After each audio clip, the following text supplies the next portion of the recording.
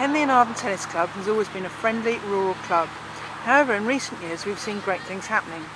The coaching team has increased, there's been recent facility development with resurfaced courts and floodlights, and another planned development in the pipeline. The club seems to regularly be in the local press and has accessed funding from a number of sources. The changes have appeared to happen since Judy Wild became chairperson, so it seems sensible to ask Judy what has been happening at Henley. Judy, when you became chairperson of Henley, what was the first thing you did when taking up the role? Well, we quickly identified the fact that our juniors are our lifeblood, and that we wanted to encourage them to progress in the game and to maximise their ability at all times.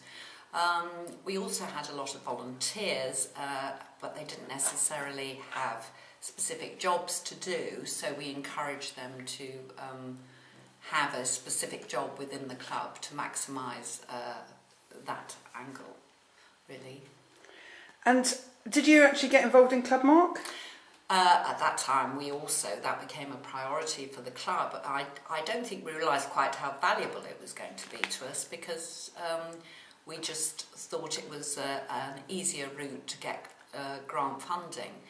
In fact, we quickly learnt that it put the club on a much more business-like footing and made us manage it in a better way with making sure we looked at income and expenditure carefully and that sort of thing.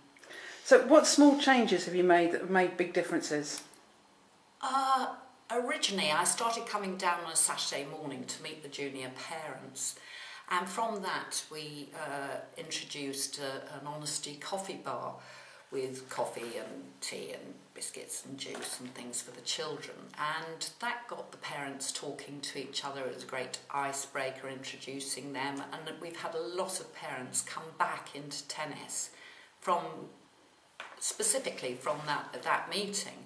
In fact, the Honesty Coffee Bar is produced at nearly all club sessions now, and the profit that we make from that pays for the day-to-day running costs of the club.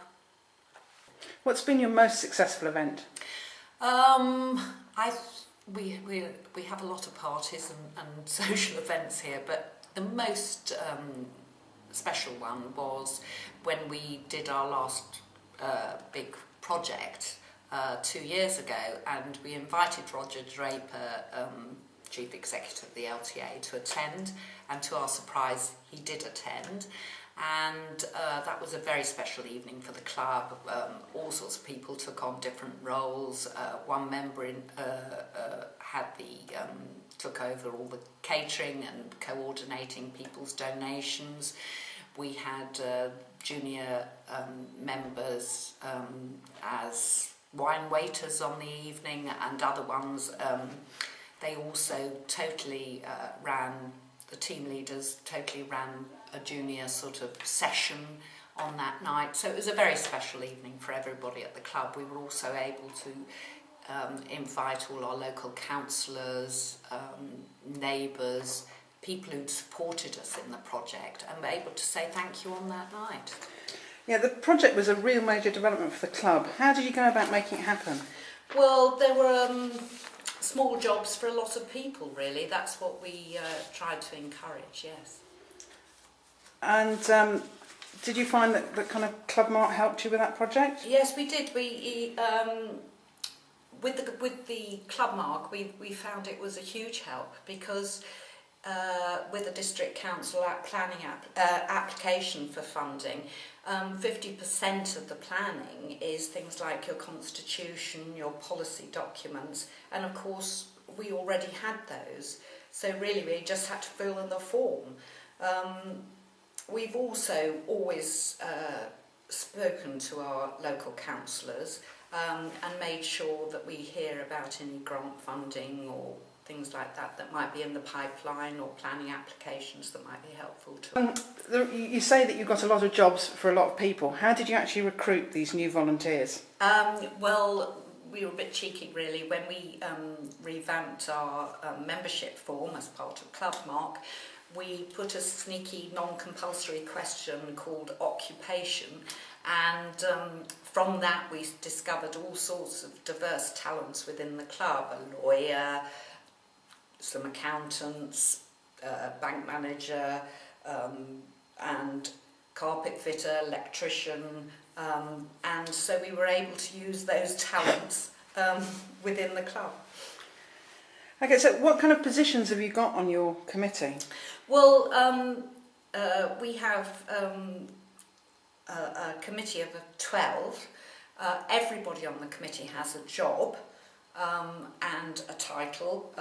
We have a press officer, for instance. We have some coordinator for competition and tournaments. We have treasurer, obviously, and the other jobs. So everybody has a specific job, a funding officer, and that helps to keep everybody with their own.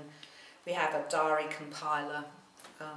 So yes, there are a diverse range of jobs on the committee. So who would you say the key people you have to talk to make things happen? Well, you must keep in touch with your county and your tennis development manager. That's really important. It's also very important to keep in touch with your coaches and talk to them regularly and discuss how their programs are working, how the juniors are progressing. We also, because we're a multi-sports club on the same site, we also keep in very close contact with the chairman of the management committee for that, so that we know what's happening there. And we also have always kept in touch with our local councillors. You've done a great deal of good work. What are the plans for the future now? Well, the immediate plans are to rebuild Court 3 and resurface Courts 1 and 2 at the same time, with floodlighting on all 3, because we have a growing membership and only 4 of our courts are lit, and we have 7 courts. And to maximise the effect of that. On our wish list, within the next 10 years, we've been in close talks with, as I say, the rest of the multi-sports clubs, and through this have discovered that they want to update their clubhouse. The Scouts have outgrown their scout hut, and we've been able to persuade them to contemplate having an indoor tennis facility there, which would double up as a sports hall for the Scouts to meet in. And at the moment those plans are being drawn up, but as I say, this is very much in the future. If you were to give any advice to other club chair, what were the key things you would say to them? I would say make sure you attend your forums and talk regularly to your county about what's going on. Make sure any new potential members are encouraged to come to club sessions and are buddied up with somebody preferably on the committee who will tell them about the club and look after them on that night, so they're not too nervous and don't back out on the actual occasion. To make sure you support and encourage your juniors and your team players at all times. And of course you get Club Mark, which keeps you working to a regular pattern, and it keeps everything in one place, so that when you are not present, you can hand it to somebody else. They know exactly who key holders are, what policies you've got, and where everything is.